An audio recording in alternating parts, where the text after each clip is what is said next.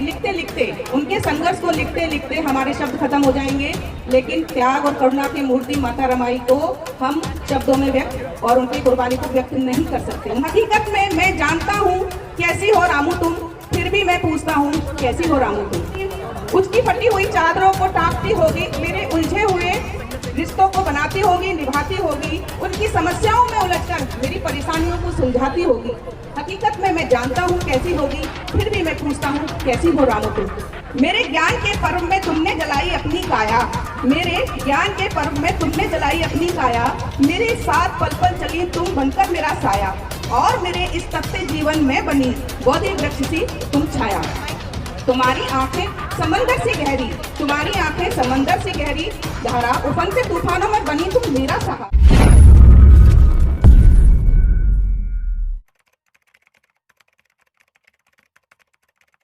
मातृशक्ति माता रमाई, जिनका आज जन्मदिन है और इतने हर्ष और उल्लास से मनाया जा रहा है, उसकी मैं सभी लोगों को बहुत बहुत बधाई देती हूँ और यहाँ उपस्थित भिक्खू संघ को वंदना भी करती हूँ। और जितनी भी महिलाएं, बच्चे और हमारे भाई लोग यहाँ आए हैं, उन सभी का आभार करती हूँ, वंदन अभिनंदन करती हूँ। वास्तव में आज का दिन बहुत ही महत्वपूर्ण है और मीना जी जो काम कर रही हैं, मीना जी की टीम को जो भी जुड़ा है उससे, यहाँ तक कि बच्चा तक जुड़ा है, उन सबको मेरी तरफ से बहुत बहुत साधुवाद कि वो इस जन जागृति कि इस तरह से जोड़े हैं कि घर घर तक पहुंचा रही हैं। आज बहुत ही हर्ष का विषय है कि सारी महिलाएं इतनी खूबसूरत, मौसम को इतना खूबसूरत बना दिया है और इतना अच्छा लग रहा है कि इस माहौल को तो शायद ही कभी देखने को मिलता है।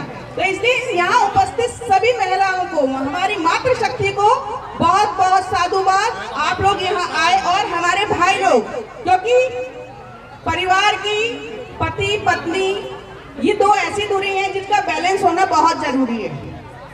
तो मैं हम अपने भाई लोगों को जो प्रत्यक्ष अप्रत्यक्ष रूप से इस प्रोग्राम से जुड़े हैं, बहुत बहुत दिल से आभार करती हूँ।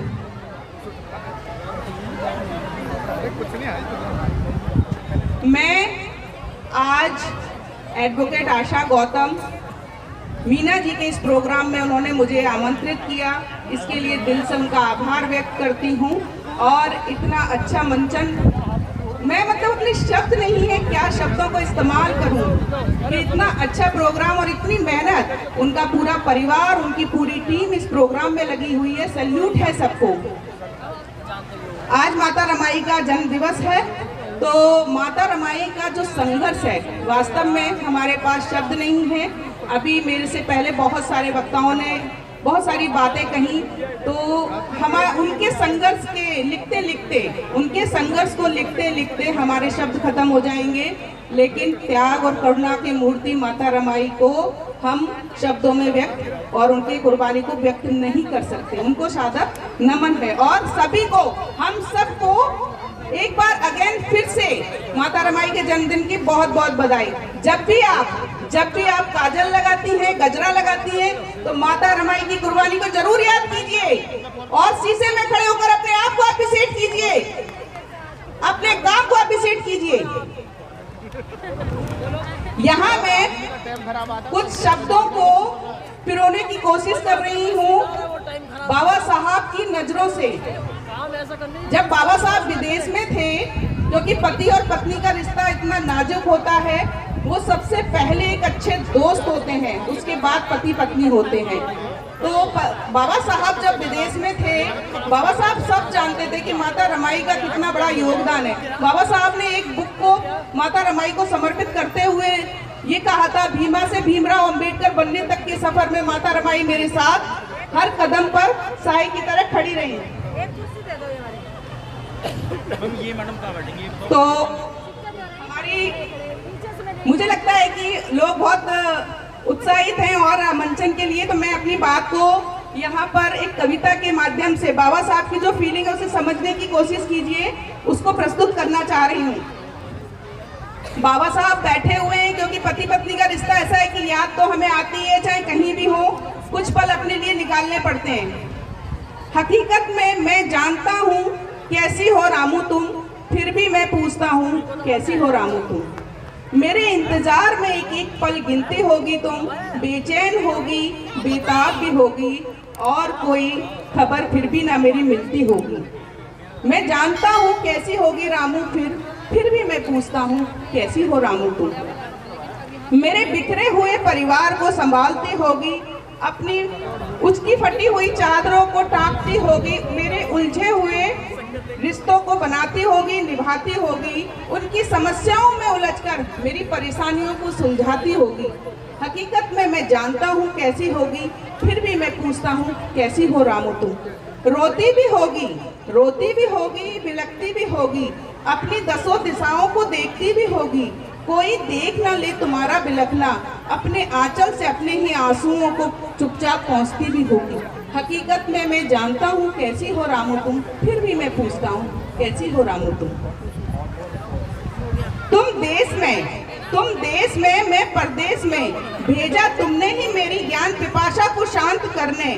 विलायत जाकर मैंने की ज्ञान की कमाई, पर उससे भी श्रेष्ठ तुम्हारे त्याग की धमाई।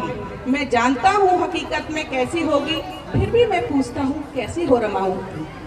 मेरे ज्ञान के पर्व में तुमने जलाई अपनी काया, मेरे ज्ञान के पर्व में तुमने जलाई अपनी काया, मेरे साथ पल पल चली तुम बनकर मेरा साया, और मेरे इस तपते जीवन में बनी बोधि वृक्ष सी तुम छाया। तुम्हारी आंखें समंदर से गहरी, तुम्हारी आंखें समंदर से गहरी धारा, उफनते तूफानों में बनी तुम मेरा सहारा। तुम्हारे चक्षुओं से प्रकट हुई बुद्ध करुणा की निर्मल धारा। हकीकत में मैं जानता हूँ कैसी होगी रामू तुम, फिर भी मैं पूछता हूँ कैसी हो रामू तुम। मेरे इस क्रांति पर्व में तुम ही मेरा हो अभिमान, मेरा स्वाभिमान, जिसने बढ़ाया सदा मेरा मान। मेरी इस क्रांति की तुम ही हो कर्णधार, हार कर भी जीत जाता हूँ मैं, हार कर भी जीत जाता हूँ मैं, जब पास तुम्हें पाता हूँ मैं, और नींद से जाग जाता हूँ मैं। हकीकत में मैं जानता हूँगा कैसी होगी रामू तुम, फिर भी मैं पूछता हूँ कैसी हो रामू तुम। Thank you. कि घर घर तक पहुँचा रही हैं।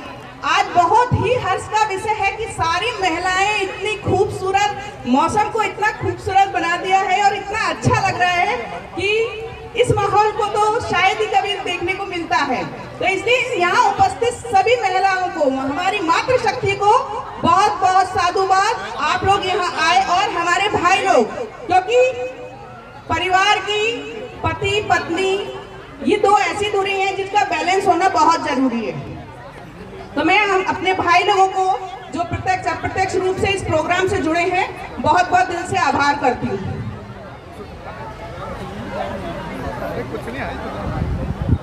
मैं आज एडवोकेट आशा गौतम मीना जी के